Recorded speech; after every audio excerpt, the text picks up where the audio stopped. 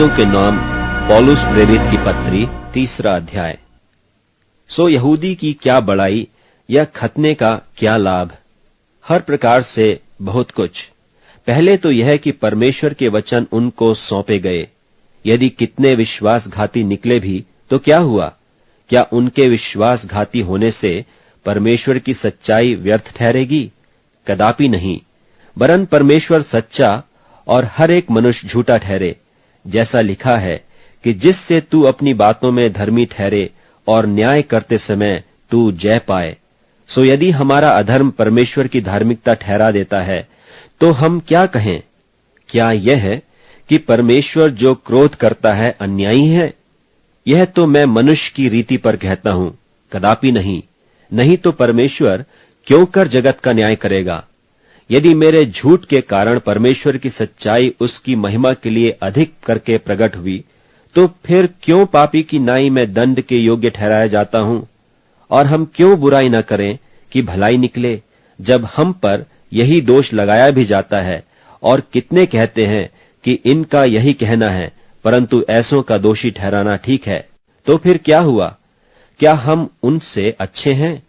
कभी नहीं, क्योंकि हम यहूदियों और यूनानियों दोनों पर यह दोष लगा चुके हैं कि वे सब के सब पाप के वश में हैं। जैसा लिखा है कि कोई धर्मी नहीं, एक भी नहीं, कोई समझदार नहीं, कोई परमेश्वर का खोजने वाला नहीं। सब भटक गए हैं, सब के सब निकम्मे बन गए, कोई भलाई करने वाला नहीं, एक भी नहीं। उनका गला खुली हुई कब्र है, उन्होंने अपनी जीभों से छल किया है। उनके होठों में सांपों का विष है और उनका मुंह श्राप और कड़वाहट से भरा है। उनके पांव लोहू बहाने को फुर्तीले हैं, उनके मार्गों में नाश और क्लेश है। उन्होंने कुशल का मार्ग नहीं जाना, उनकी आंखों के सामने परमेश्वर का भय नहीं। हम जानते हैं कि व्यवस्था जो कुछ कहती है उन्हीं से कहती है जो व्यवस्था के अधीन है, इसलिए कि हर एक मुंह बंद किया जाए और सारा संसार परमेश्वर के दंड के योग्य ठहरे। क्योंकि व्यवस्था के कामों से कोई प्राणी उसके सामने धर्मी नहीं ठहरेगा, इसलिए कि व्यवस्था के द्वारा पाप की पहचान होती है। पर अब बिना व्यवस्था परमेश्वर की वह धार्मिकता प्रकट हुई है जिसकी गवाही व्यवस्था और भविष्यद्वक्ता देते हैं, अर्थात परमेश्वर की वह धार्मिकता जो यीशु मसीह पर विश्वास करने से सब विश्वास करने वालों के लिए है।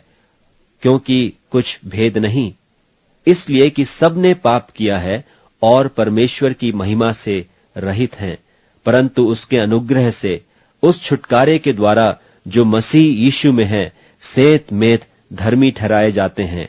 उसे परमेश्वर ने उसके लोहू के कारण एक ऐसा प्रायश्चित ठहराया जो विश्वास करने से कार्यकारी होता है, कि जो पाप पहले किए गए और जिनकी परमेश्वर ने अपनी सहनशीलता से आनाकानी की, उनके विषय में वह अपनी धार्मिकता प्रकट करे। वरन इसी समय उसकी धार्मिकता प्रकट हो कि जिससे वह आप ही धर्मी ठहरे और जो यीशु पर विश्वास करे उसका भी धर्मी ठहराने वाला हो। तो घमंड करना कहाँ रहा? उसकी तो जगह ही नहीं। कौन सी व्यवस्था के कारण से? क्या कर्मों की व्यवस्था से? नहीं, वरन विश्वास की व्यवस्था के कारण। इसलिए हम इस परिणाम पर पहुंचते हैं कि मनुष्य व्यवस्था के कामों के बिना विश्वास के द्वारा धर्मी ठहरता है। क्या परमेश्वर केवल यहूदियों ही का है? क्या अन्य जातियों का नहीं? हां, अन्य जातियों का भी है, क्योंकि एक ही परमेश्वर है जो खतना वालों को विश्वास से और खतना रहितों को भी विश्वास के द्वारा धर्मी ठहराएगा। तो क्या हम व्यवस्था को विश्वास के द्वारा व्यर्थ ठहराते हैं? कदापि नहीं, वरन व्यवस्था को स्थिर करते हैं।